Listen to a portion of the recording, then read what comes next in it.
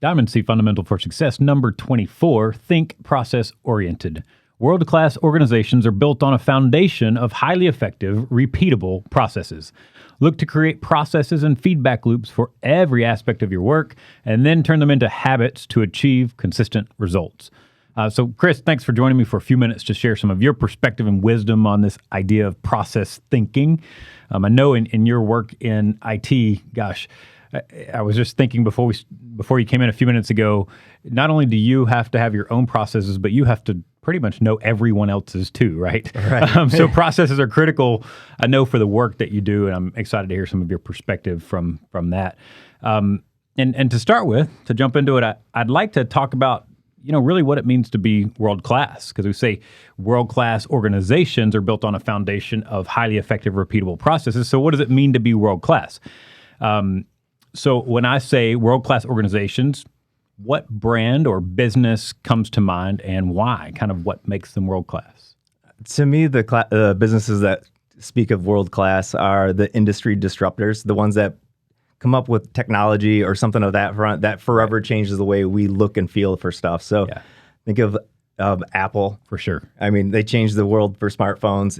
Google Nest, how it integrated your whole home network. It always changes the way how those things change. Yeah. But before that, you only had like your smart programmable thermostat. Yeah, absolutely good examples. Apple, we could probably talk about all day. Just fascinating in the processes that they have had to develop over the years to produce world-class products from an innovation perspective and just from a routine. I build 1 million of these laptops. Right. I mean, and do it with such perfection almost in so many cases.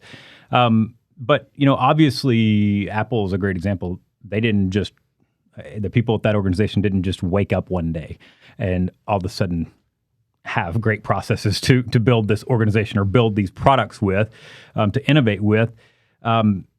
They obviously had to build those processes. They had to build the processes that enable them to produce that level of extraordinary innovation, that level of consistency in the quality of their product.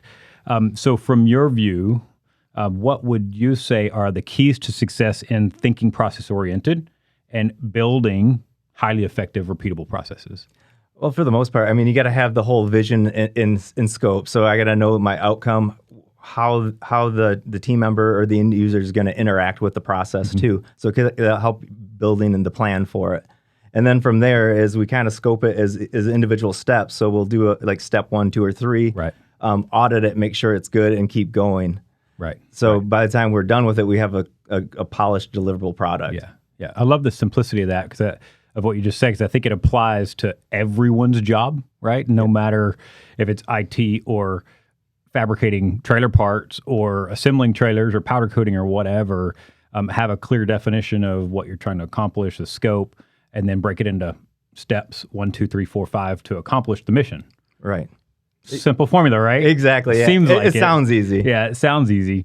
But somehow, way, shape, reason, we so often skip steps, or it's easy to get the cart before the horse sometimes in creating processes and all.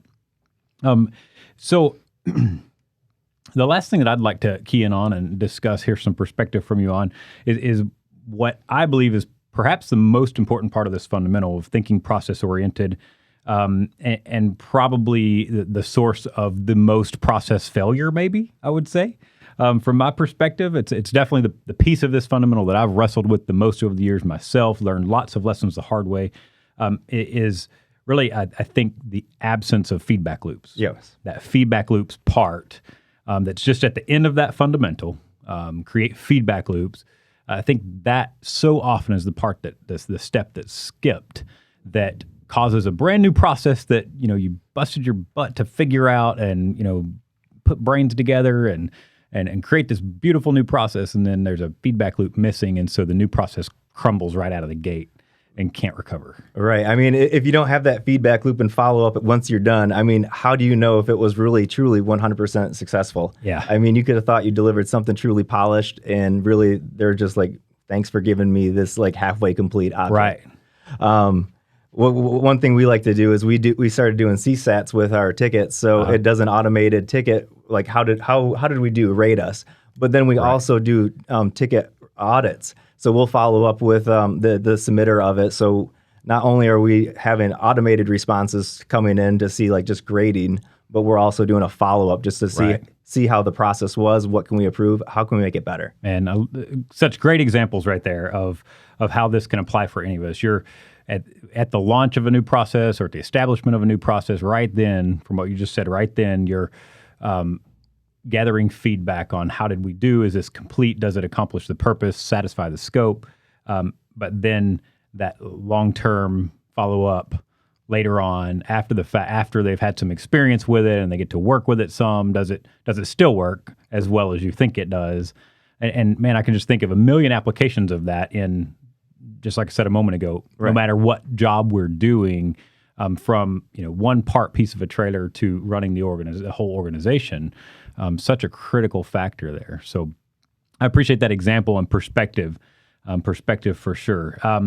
So for everyone out there listening in that is striving for striving to build a world-class organization to fuel the growth and success of your team members, customers, community, remember, you can't do it without highly effective, repeatable processes and feedback loops.